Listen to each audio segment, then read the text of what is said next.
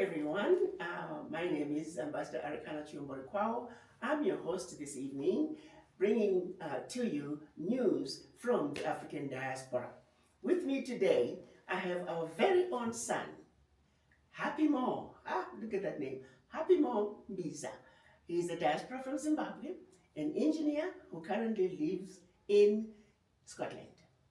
And also with me is my own sister, Sister Smalley Moyo.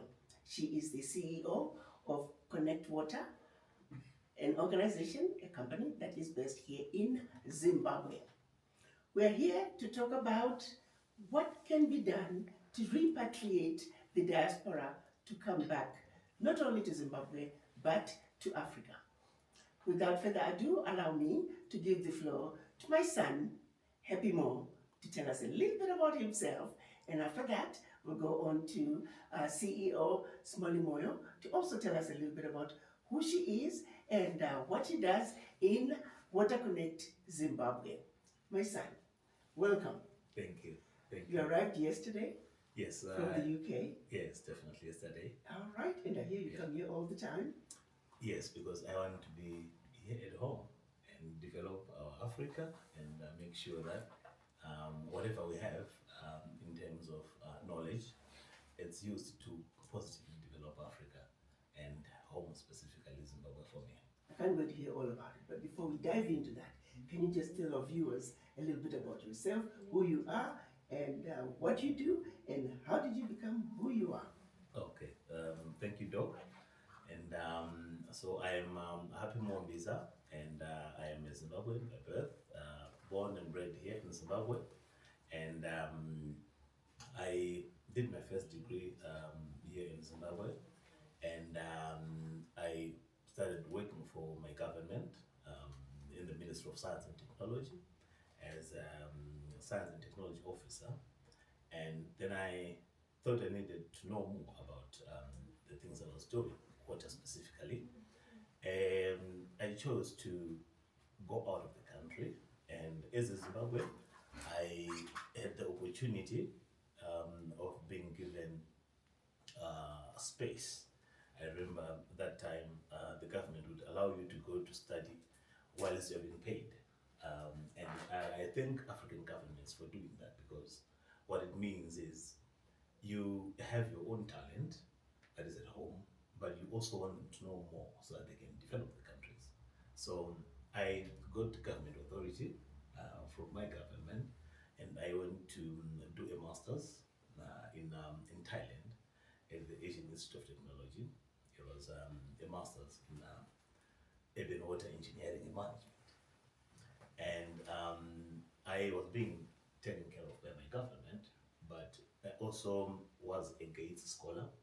I was awarded the Bill and Melinda Gates Foundation Scholarship to study in that institution. And then I went to the Netherlands at the UNESCO IHE, Institute for Water Education in Delft. Then I was now focusing on municipal water and infrastructure. And after finishing that, I had the opportunity actually to continue into PhD. But then I said, no, I want to go back home and at least implement the things that I know. So I came back to the ministry I was working for, and I worked there for a couple of months. Then I was seconded to a university so that I could give out the information So teach, yeah. So I went to Snow University of Technology, and then I started lecturing there in environmental engineering. So I was taking modules to do with water and wastewater treatment. And after some time, about 5 years in the university, I then wanted to go private as well, to make sure that I establish systems that function, that can actually support the visions of the nation. So I went private, and then decided I needed to do a PhD. Just like a Zimbabwean. Yes. So I then found myself in University of Johannesburg, now focusing on civil engineering, the PhD in civil engineering, which I'm expecting to actually finish now this year. All right, congratulations. Yeah. Thank you. So in that process, I then met Madam Small. Madam Smalley. Yeah. But then in my mind, because of the systems that I had gotten to know when I was in Europe and in Asia, when I was learning, I wanted to get the practical aspect of how do we get to implement this. You can't take things directly from the book onto the ground. You need to work hands on. So I found myself in Europe. This is how then I went to Yorkshire Water, first in England. Then I went in there and I was there a water scientist. So I was looking at the safety of water for more than 5 million people within the Yorkshire region. And then You, as a Zimbabwean? yes, Amazing. yeah. And then I worked with them, and then I found myself now in Scottish Water. Is this why people knew a black Zimbabwean was responsible for their water? They don't really get to know that because what people want is clean water, and we were doing that for them. And when I went into Scottish Water, now I had a much more senior position now as the senior planner. So working with quite a number of Scottish islands and the whole of Scotland, and then thought now I've gotten what I think I wanted to know, at operational levels and as well as the management aspect. You felt that you are now Mazikobota. You are engineering Nezumvura. Yes, definitely. And then I thought that my country has problems, and I've known about this because it's been 15 years in the industry, and now I need to get back and see how best can I be of help to the government. And I've been doing projects as well in the region, in South Africa.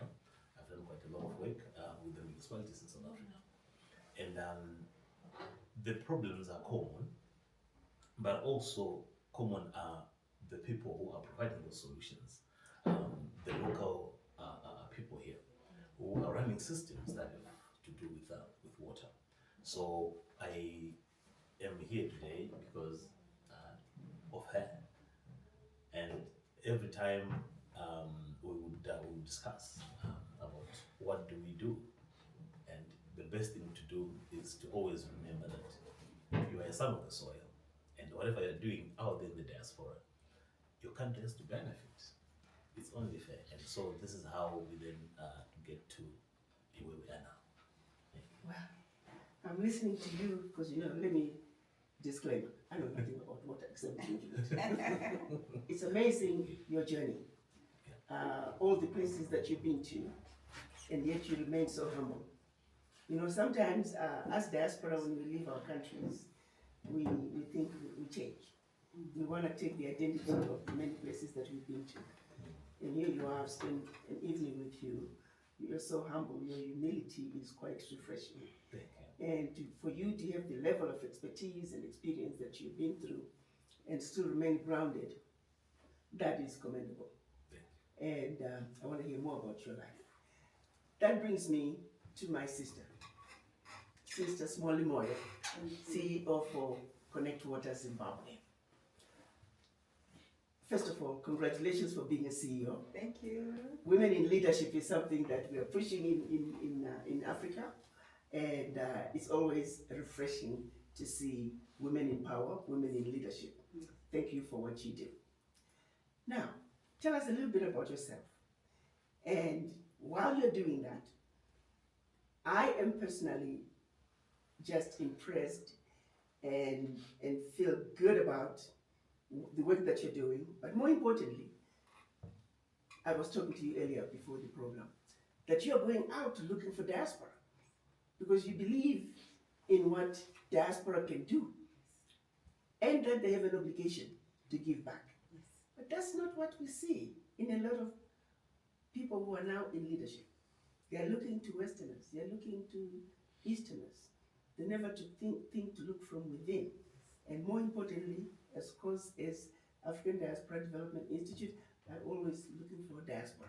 What can they do? How can I get them back home? How did you get of the mindset that you want to go out and look for expertise that is Zimbabwean, that is African, to come back home. How did you get to be of that mindset? Because I often wonder, because we are constantly running away from ourselves as Black people, as Africans. Yes. How did you get to be of that mindset? And before you answer that question, Yes. tell us about yourself and your journey. Right. Thank you for this opportunity. Thank you for having us. My name is Miss Molly Moyo. I'm the CEO of Connect Water Private Limited, a company which is working in collaboration with the government of Zimbabwe. As you know, the government of Zimbabwe is pushing the agenda for women empowerment. I'm one of those people who benefit immensely through the Second Republic's thrust in pushing women leadership. I am so grateful to His Excellency the President of Zimbabwe and the team that he works with for pushing this agenda. Connect Water Private Limited was born of me having stayed in China for quite some time while trying to work and see how the Chinese, as people who have developed so much in very fast as far as we were concerned, I realized that they have a certain system that they use where they actually send their people out there into the world and they come back with technology. I realized also that what I was learning there, initially it was all about selling, buying and selling, and also learning the culture and discipline of Chinese. And when we then I then realized that no, there is an opportunity for me to get into utilities, because the equipment I used to sell to Africa was to do with water purification specifically. And I realized that it was the way they were carrying it out in China was very much ahead of the times, and I wanted that technology to be brought back. So I came back to Zimbabwe, and we managed finally to get the contracts to do water purification for RDCs, starting with one in Rwanda. So for me, it was no brainer for me to, because I've seen it in China. Chinese send their people out there, they bring in the best technology, and then and more, because they then come back and perfect it. During that time, because I'm not an engineer myself, and you know, when you're a CEO, you need to understand your limitations and also the mistakes that you make. Sometimes you guide you. So in essence, I was driven by the need to do the best job if I have to do it, and the best job has to be done by the best person. So I actually went through the UZ, and finally I did get someone in government who pointed me to the direction of my engineer here, comrade engineer Happy Mombiza. And when I first spoke to him, it was his humility, as you have said, that humbled me, because you know he's this very brainy person who knows quite a lot about the engineering, and there I am, a CEO who's trying to get him to hear me out. And immediately he caught on that I actually needed his help, and it was not even an issue. He was willing to actually collaborate with me. But then he had just been given the job in the UK. So he said, you know what, we will do the systems, we will do the scopes, we'll collaborate, and then eventually, if this moves accordingly, I'll come back to join you. At first I didn't think he was telling me the truth. I thought he was just going, and I was thinking he would just be Another loudmouth diaspora. Yes, I said, you know what, when someone has been given his job in the Scottish water is a big job. Yeah. And for someone to say to you, I'm going to leave this job and come and join you at Connect Water, a company that is so small, starting out, and it's led by a woman. I thought, okay, he is humble, yes, but once he's in the UK, he's just like another man, all talk. Yes, he's going to get there and start saying, oh, okay, Miss Moyo, I can do this, I can do consulting, which was good enough for me, but I really wanted to coach him to come back, because I see the direction that the government is going, Vision 2030, and we have to fulfill the sustainable development goals. And in our case, development goal number 6, and we need the experts that are actually working in that line, who are already working with the people who actually make those decisions. And Happy Mo was actually right there in the middle of it, because we were talking carbon credits now, we're talking sustainable climate change, we are talking all sorts. So it actually led me to start work, also going to school. Yes. And so I've been studying, doing several courses to do with sustainable development, to do with climate change. So I managed eventually to speak to him, and we got to understand. I mean, he got to agree to actually move back. I don't know if I'm supposed to say this. Yes, he's moving back to Zimbabwe permanently. Oh, wow. As my partner. Congratulations. And Zimbabwe has not seen what this guy has in store for them. So I'm happy for the RDCs. We are moving the RDCs from the communal. For our audience, Yes. tell them what RDC stands for. Or rural development communities. So these are they are not yet urbanized. The areas that are not yet urbanized, that are not yet town, that don't have town status yet, that don't have municipality statuses yet. So the government's NDCS2, NDS1 and NDS2 is moving towards urbanizing the rural communities. So Happy Mom or Imbiza could not have been come at a better time than now, because we are just embarking on the NDS2, and NDS2 is talking of this pipe water scheme right into the homes of the people in the rural areas. We are making sure we are talking green, as in we have solar that powers the equipment that we're going to put there, which is specifically purification plants. And remember, this equipment is supposed to be sustainability talks of how are you going to maintain this equipment. So we're talking of village business units that are also powered by solar, that are going to then they do the business. We intend to be the off-takers of all the areas where we're going to be working, so that we create a market for them. So together with Zimtrade and our diaspora community, I'm leaning strictly on the diaspora communities, because they are the ones who are out there, who actually can create markets for our village business units, because we have a lot that we can export even. And then also the diaspora can actually support these village business units, because we know the diaspora has been supporting their parents informally, and this in a way channels their money into a formal market, because if they are investing in the village business units, it means they are actually banking. So in a way we are moving the villages, the business village units, into banking institutions where they are debanked than the way it's going right now. That all supports the ecosystem that we're trying to create. So I am very grateful, and Happy Mombiza is just one of the few that will be coming in to join Connect Water.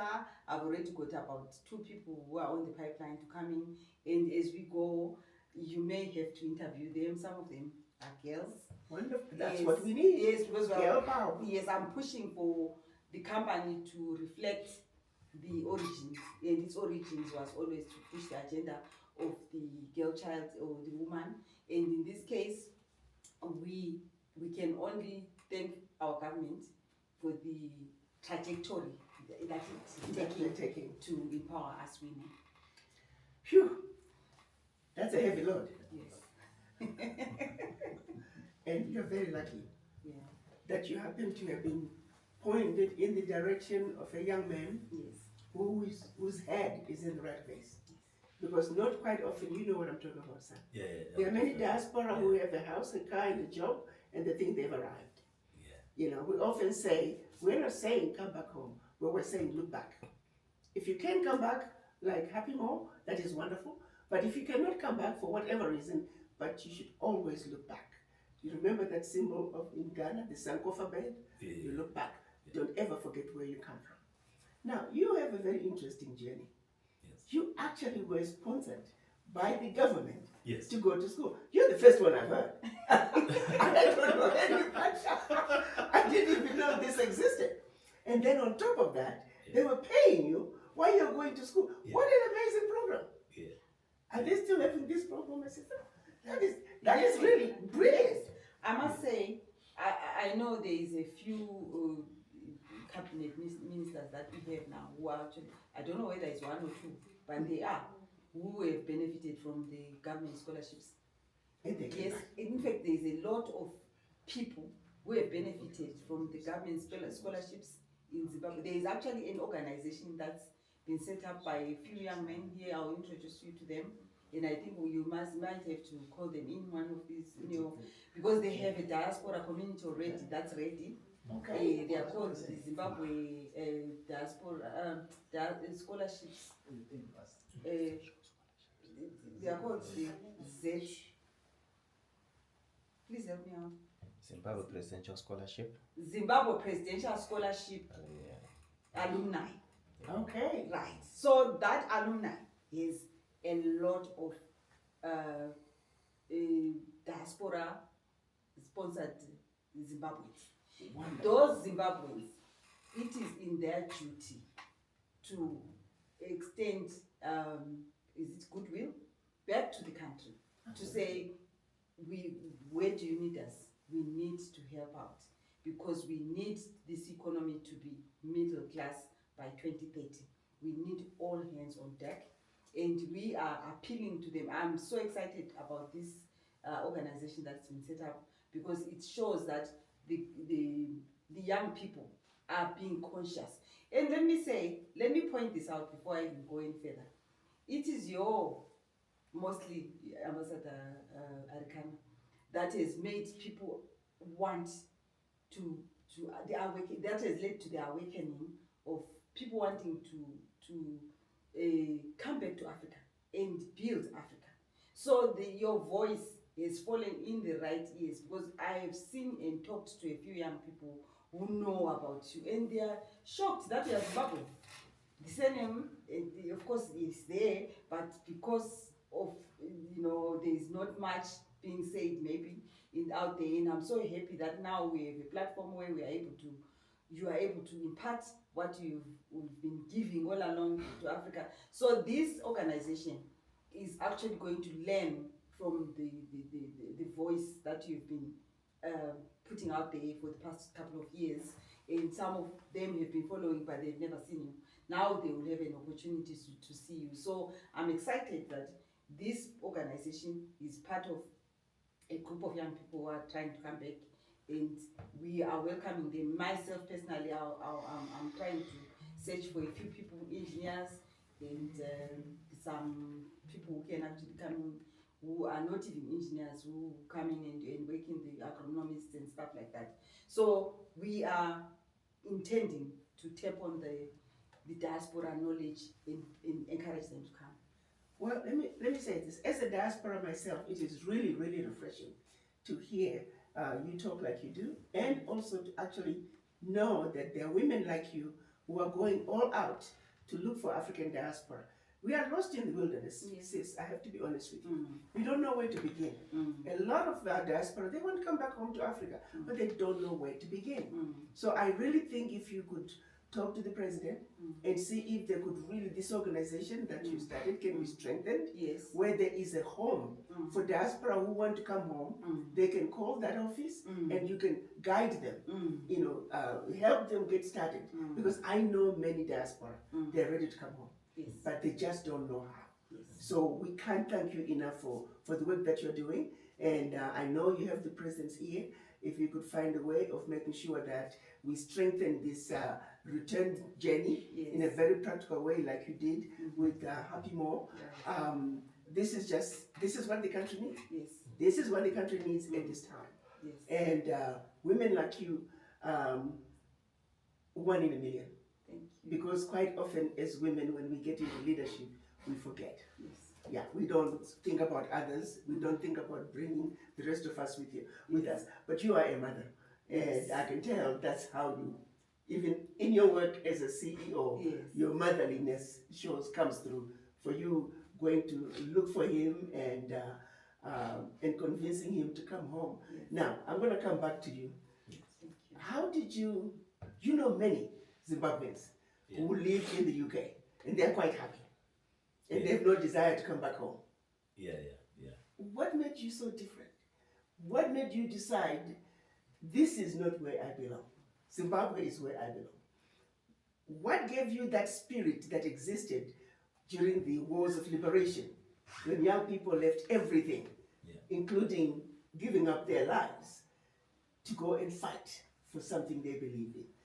You are exhibiting that spirit of saying, I may not have everything I want when I go back home to Zimbabwe, but I have a responsibility and a duty to contribute to my country, particularly in engineering. We don't have many expertise. Well, we have a lot of engineers, but we don't have the ones of your caliber, the ones with expertise that you have. So not only are you coming home to contribute to water, but you're also coming to teach, which is another very important aspect. Yeah. How did you become of that mindset? Is it your upbringing? Is what kind of exposure put you in that mindset? Because we want to cultivate it so we can share it with others so they can realize, don't be afraid of going home. Okay. How did you get there? All right. Thank you, Ambassador, for that question. I think it's actually one of the most important questions that people could carry around with them. For me, basically, I can start from patriotism.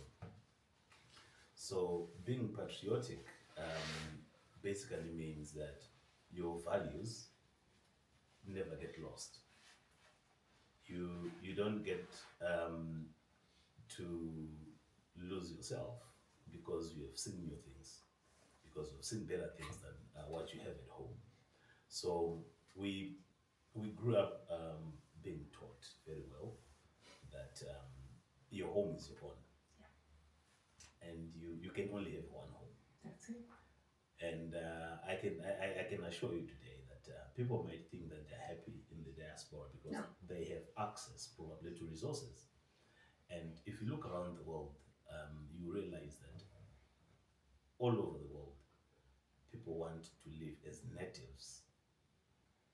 We have people in South Africa right now, they have problems, and it's not just South Africa, but probably people are talking about South Africa.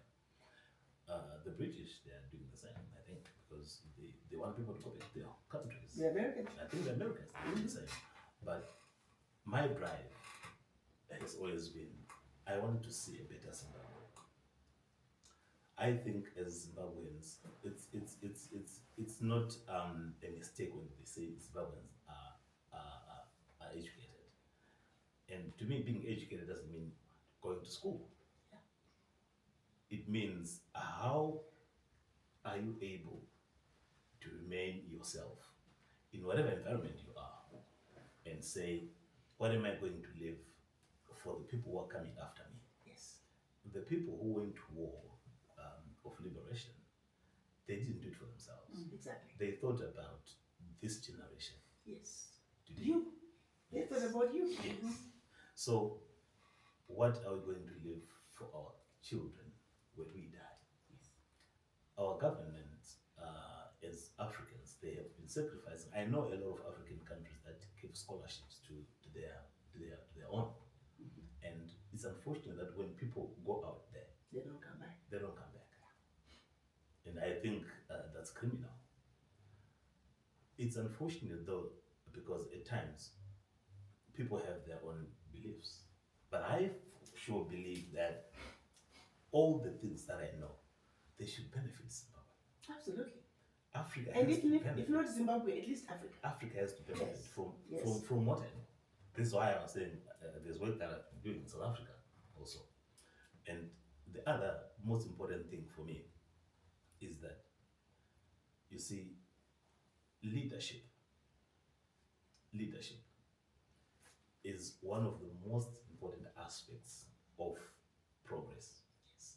So when you see leaders saying it's important to get people to go and get knowledge, it means these leaders, they have something that they can see. They see beyond the person. So if I am to go out there and then I am to stay there forever, I have betrayed my leadership. Right now, I remember our president has a program that where he has been saying, you people should come back home. But I, for one, I didn't go out there so that I could stay there. I started here, then I said, in my field, there are things that I need to know practically, so that those things can benefit my country, my continent. If you look at Zimbabwe right now, most of the water treatment plants that we have here, in all the 32 urban local authorities, the design is a Stuart Scott design. It's what? A Stuart Scott design. What does That's that a mean? British company Okay. that designed all of those here. Donkey years ago. Yes. Yeah. And it's Are they still good? they are old ladies, and you know, old ladies, they take care of you, right? Okay. Yeah. And they're reliable. The technology is reliable. Yeah. But they are failing because they are being overloaded. We are expecting more out of them, but the design was for quite small numbers. Well, it was meant for a Rhodesia for white people. Yes. It wasn't meant for the rest of us. Yes. But as a nation, we've not been able to upgrade and say, now that we have probably 10 times the population, how then do we get to give people enough water, clean water for that matter? So you realize that locally here, we are not well equipped with first the knowledge and the exposure as well. Now, that brings me to another point. Now, you're talking about safe water, we're not well equipped. Yes. What's coming to my mind is there was a study done on the water in New York City. Yes. They found out, of course, I don't know if most people out there you know this, but they recycle your commode water in your toilet and they clean it up and they send it right back for you to drink. Yes. But in New York City, they found out there were such high quantities of birth control pills. Prozac was one of the drugs that was levels were quite high. There was some Zocco, Lipitor, cholesterol medication, and people are taking all these medicines even though they're not prescribed. They're getting all those in water. Yeah. They do the best they can to clean it up, but apparently some of these medications, you can't really clean them up. Yeah. Yeah. What is the situation in Zimbabwe, from what you know? Thank you for that question. It's an important question, a very important one. Yeah, the purification process. Because it's important to Zimbabwe and let me say the whole world. Yeah, true. I'm coming from an environment that is highly regulated, high-tech stuff, and what we are talking about, you're talking about New York City, and water pollution is a problem everywhere, and it's unfortunate that technology has not really developed that fast. In fact, I would say this would be my own statement, quote and unquote. Technology has not developed as fast as pollution. Well, no, pollution is one thing. This is just fecal water. Yes, that's where I'm That going. we are, yeah. That's where I'm going. Okay. So the moment you find the birth control pills and all these chemicals in water, it's pollution. Because they are not supposed to be there in the first place. So they went there. But you all know because of it's pollution. there because it's in the feces. Yes. So you already know it's there, and your chemicals are supposed to remove all that, but your chemicals are not. So I would beg to differ that it's not pollution. You Well, know it's dirty water, and you're taking dirty fecal water and purifying it. Yes. The question is, why aren't you purifying it enough to get rid of all these medications that you know are already in? Because people consumed them and they excreted them, so now you're trying to clean them up. Why can't you clean all of them up? Okay, so when I So pollution, I would think, will be something that comes from outside and then gets into the water. This, you are starting with what you know is bad. yeah, So where are we on that scale in Zimbabwe? to answer you in a very easy manner, I would say for you to know that the endocrine disrupting substances are in water, the pharmaceuticals are in water, and all these other cancer-causing chemicals are in water. You have to develop your technology to be able to determine whether that is there or not in the first place. You see, so now that we are advancing in monitoring technologies and also getting to understand that, okay, so what is in this water? How do you get to analyze it? The laboratories have improved a lot nowadays. So technology has improved to be able to analyze the water so that you know what is in there. Okay. So when we are treating it, you treat it with the knowledge to say what is it that we want to remove, because you know it's there. You see? So if you don't know it's there, and I can assure you as we sit here today, 5 to 10 years to come, there are other things that we are going to discover that they're in water that we don't know about.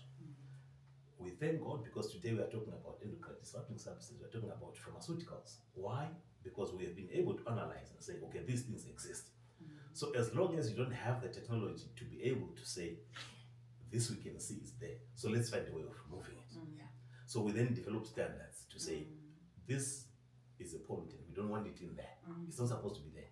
Why? Because we know that if people are exposed to this, they get this and this and this. Well, like we're finding men developing boobs because they're taking birth control pills in the water. You know, that study actually came out via fish. They did it. Fish were getting boobs? With fish. I didn't know fish could have boobs. No, it was not really boobs, but they put fish. If I'm not mistaken, if my mind serves me well, my memory, they put fish in a pond. I think it was the same number of male and female. But after some time, they then realized that when they were introducing these female hormones, the male fish tend to be female. You see now. So these were the early days of actually getting to understand that men are also being affected by these hormones. Right. But going back to your question, as a country, now I'm talking about Zimbabwe, we are facing quite a lot of challenges in terms of getting to understand our systems. So the way we are treating our water is limited by our understanding of the treatment processes, as well as our research and development, our R&D. So you realize that most studies that are being done in Zimbabwe, we do studies that on the surface,